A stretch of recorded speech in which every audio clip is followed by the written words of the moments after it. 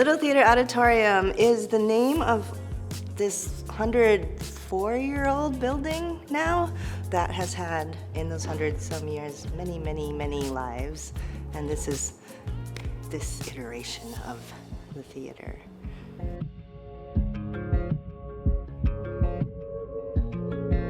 New London is a rural Minnesota community. Population, gosh, I think right now it's just under 1,400 people.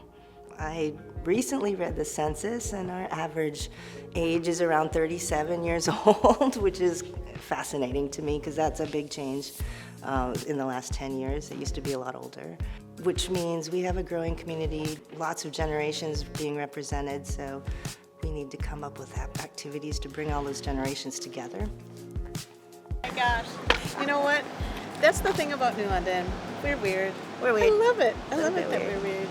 Having places like this is an asset to a community because where else are people going to be able to come and learn how to do something new together, bring their kids, meet each other on really even ground. They call it a third space where you can come and represent yourself as in the way that you want to represent yourself. You make friends. Like, it's easy. You just make friends.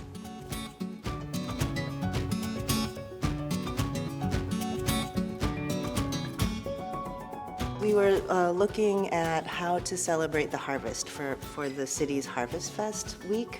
And that was the idea that came to mind, was we can have a parade that celebrates local foods, local food producers, the harvest itself, the changing of the seasons, and what better way to do that than with a big parade that has flowers and giant food.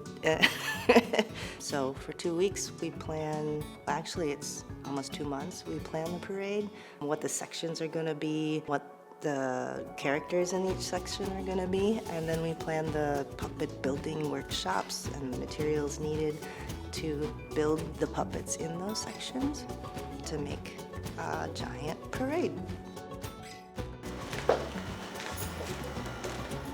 During the holidays, this is where we grab all of our holiday decorations, but you know, here's the cats.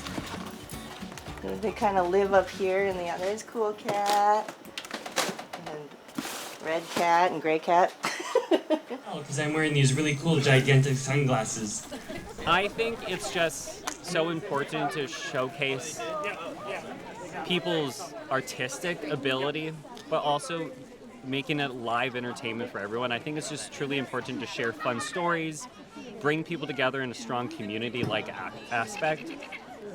That's why I think community productions and community plays are so important, is really bringing the community together and sharing a common story or goal. This year it was rain, no rain, rain, no rain. Like we were watching the weather for a week, and it kept switching and going back and forth. And we asked the puppet artists, you know, how do you make the call? And they said, the parade, we parade no matter what. We go, unless there's lightning, but no matter what, we go. Like, okay. So it was a lot of that kind of like extra keeping an eye on the weather, but it seems appropriate considering that's what the parade's all about. It's about nature and the changing of the seasons. So to be hyper aware of that and how it was going to affect our movements seemed appropriate. Then people show up, and I'm always a little bit worried, like, are people really gonna show up? I don't know, maybe, we'll see. Like last year, we had 64 people in the parade. This year, I think we had maybe 50, so that's pretty darn good. Luckily, we made enough puppets for everybody. So we marched. We walked from here to near Park and didn't get rained on. I was water. So I got a lot of exercise being water, and there was a section of beavers who were trying to contain water. And so my job was to try to not be contained, and I think I ran like 5 miles in this one little mile block. But once we got to the park, we started the second part of the day on the water. Art camp families, enjoy this show. We're gonna have a play on the water at 2 o'clock. Check out the market, check out the food, get something to eat, buy a t-shirt, and we'll see you on the bleachers at 2 o'clock. The Autumn Equinox Water Ballet is a reenactment of the autumn equinox on the mill pond. So we reenact that in the water on boats with loud drums beating faster and faster and faster while New London sewer cats and the audience meow, encouraging the sun and the moon to align with the earth. And when we get there, then we cheer because the autumn equinox has arrived. And when we did that this year, and our cool cat, sewer cat, announced, "Hurrah, we have made it. Autumn equinox has arrived." Pause. And then the rain came. It just came down, and it was pretty dramatic. It was awesome.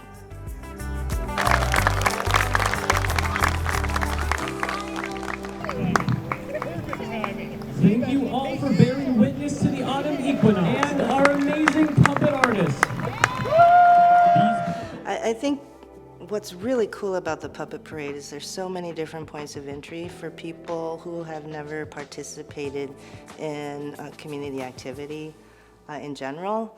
And then on the day, you can show up and someone will put something on your head and you'll become a bee and you just walk. That's all you gotta do. Where do you want us in the order? Right here?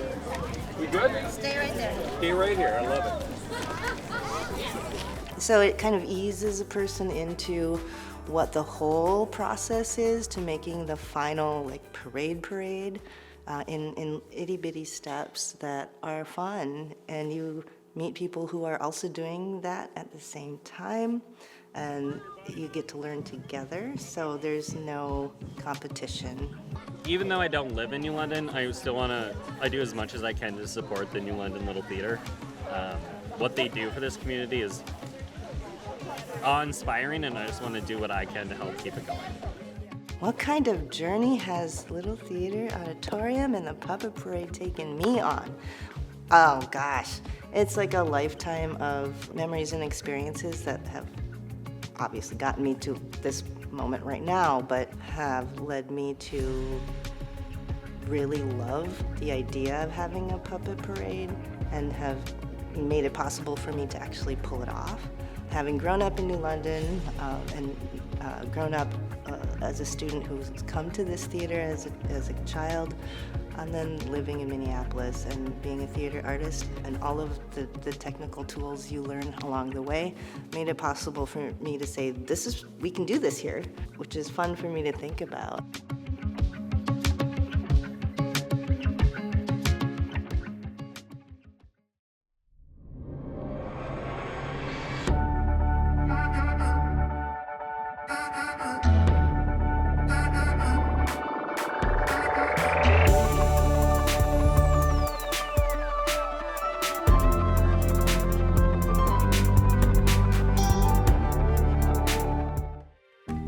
Postcards is made possible by the Minnesota Arts and Cultural Heritage Fund and the citizens of Minnesota.